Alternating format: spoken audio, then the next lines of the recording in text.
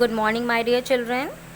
Today again I am here, Mrs. Palak Shrivastava from St. Xavier's School, Hardoi, with the subject Hindi language and the topic of today Nibandh Lekhan. But before going to start my topic, I would like to remind you, please subscribe our channel, like our videos, share our videos as much as possible, and please press the bell icon for get all the notifications. Now I am going to proceed my topic निबंध लेखन। बच्चों, निबंध शब्द दो शब्द नी तथा बंध से मिलकर बना है, जिनका अर्थ है पूर्ण रूप से गठित अथवा पूर्ण रूप से बंधा हुआ। किसी विषय पर, किसी शीर्षक पर जब हम अपने भावों, विचारों की व्यवस्थित रचना अथवा लेख को स्पष्ट करते हैं, वो एक निबंध के रूप में प्रस्तुत होता है, जिसका तात्पर्य यह है कि हम निबंध द्वारा अपने भावों, विचारों, सुझावों व अनुभव को निश्चित शब्द सीमा में प्रभावशाली भाषा एवं तथ्यों की सहायता से प्रकट करते हैं।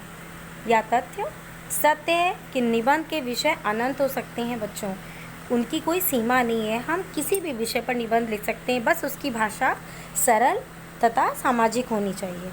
और किसी भी विषय को निबंध का शीर्षक भी कहा जा सकता है। निबंध के बारे में और जानते हैं बच्चों। सबसे पहले हम जानते हैं निबंध के प्रकार, जो कि 4 होते हैं: वर्णनात्मक निबंध, विवरणात्मक निबंध, भावात्मक निबंध तथा विचारात्मक निबंध। सबसे पहले प्रथम प्रकार के वर्णनात्मक निबंध के बारे में जानते हैं।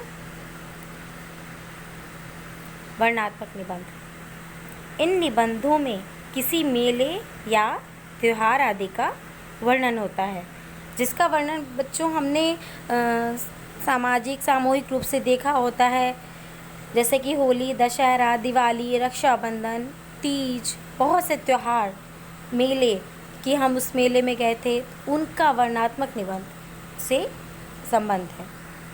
दूसरा, विवरणात्मक निबंध, वह निबंध जिनमें किसी स्थान या किसी स्मारक का विवरण दिया होता है। जैसे आप कहीं घूमने गए थे किसी ऐतिहासिक जगह पर जो बहुत प्रसिद्ध हो, लाल किला है, ताजमहल, हवा महल और सी बहुत सी, जैसे जयपुर के बहुत सारे किले आपने सुने होंगे, देखे होंगे, तो ये सब विवरणात्मक निबंध के अंतर्गत आते हैं, ये शीर्षक। दूसरे, भावात्मक निबंध।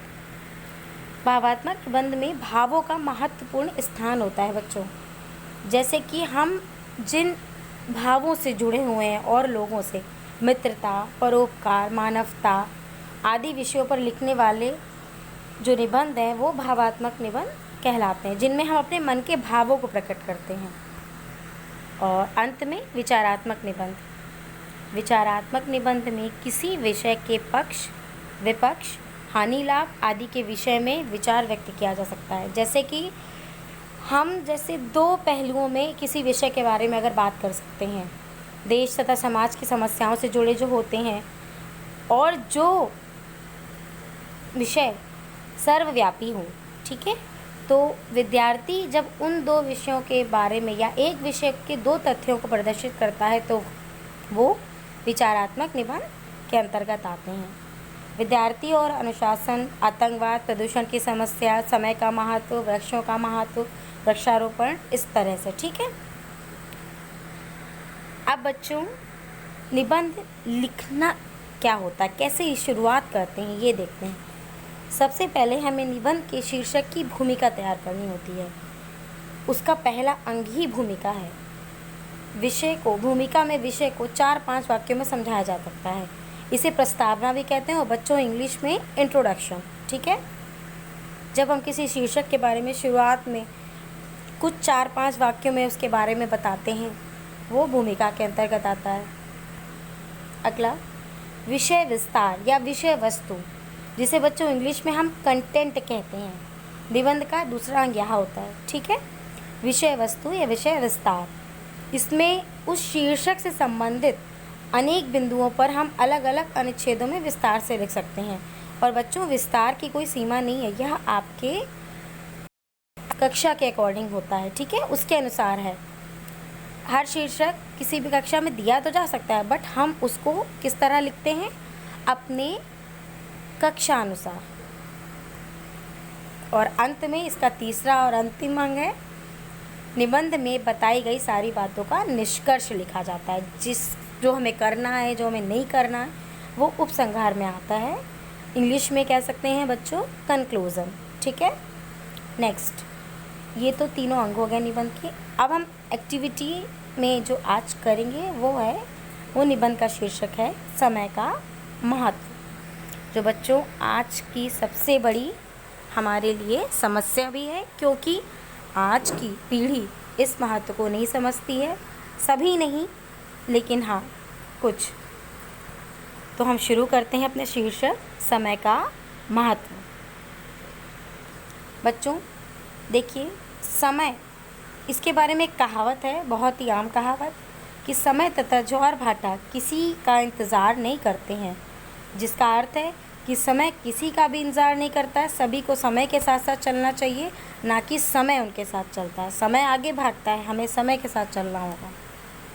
इस शीर्षक के भूमिका में, प्रस्तावना में देखिए बच्चों, लिखा हुआ है कि पृथ्वी पर जो सबसे कीमती वस्तु है वह समय है। सबसे कीमती इसलिए है क्योंकि हमें इसका दुरुपयोग सदुपयोग करना हमारे लिए हानिकारक और लाभदायक हो सकता है। तो हमें इसके साथ साथ चलना होता है, और इसकी तुलना किसी और वस्तु से पृथ्वी पर नहीं की जा सकती। समय की एक बार चला गया तो आगे की ओर सीधी दिशा में चलता जाता है, पीछे की ओर लौटकर नहीं आता। इस संसार में सब कुछ समय पर निर्भर होता है, ना तो समय से पूर्व कुछ घटित होता है, ना ही समय के बाद। चले बच्चों, इस शीर्षक के विषय वस्तु अर्थात कंटेंट को देखते हैं। समय मनुष्य के हित के लिए धन से भी कीमती वस्तु है, क्योंकि यदि धन खर्च कर दिया जाए तो वह वापस प्राप्त किया जा सकता है। बच्चों, आपके पास 10 रुपये थे, आपने आज खर्च कर दिए। आप जब तक छोटे हो तब तक आप अपने मम्मी पापा से ले सकते हो। जब बड़े हो जाओगे, आप खुद जॉब करके कमाने लगोगे, तो आप आज अगर आपने 100 रुपये खर्च किए तो आपको सैलरी मिलेगी या आप कमाएंगे, फिर मिल जाएगा। लेकिन कोई कार्य अगर आपको किसी एक निहित समय में करना है, वो आपने नहीं किया, तो बच्चों वो आपके हाथ से गवा दिया आपने, और वो फिर वापस पलटकर नहीं आएगा। पृथ्वी पर जितना जीवन सत्य है उतना ही समय सत्य है। जैसे पृथ्वी पर जीवन का होना सत्य है, उसी तरह समय का होना भी।